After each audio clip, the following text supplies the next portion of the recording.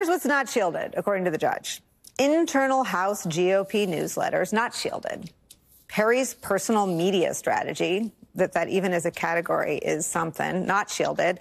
And contacts with colleagues about 2020 election, not shielded.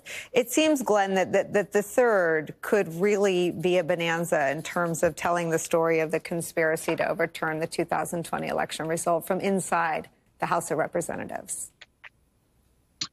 You know, Nicole, I think a lot of this could end up being some pretty blockbuster stuff with respect to these communications. You know, I've gone through the report. It, not surprisingly, is full of lots and lots of redactions. So there is still a lot of information to come.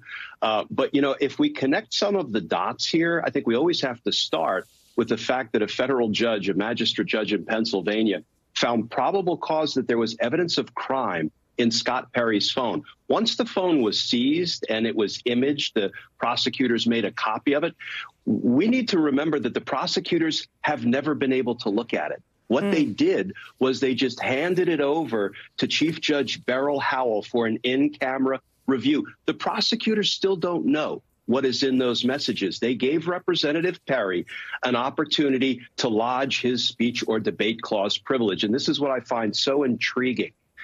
Representative Perry, in motions he filed with Judge Beryl Howell, said, I believe that 2,219 of my communications, emails, text messages, as Pete says, enjoy speech or debate privilege, and the prosecutors should not be permitted to look at them. Now, usually, Nicole, when we litigate issues, the prosecutors know what we're litigating. We know the universe of facts and evidence and information, so we can take a position about, you know, what our argument is on executive privilege. But the prosecutors knew nothing.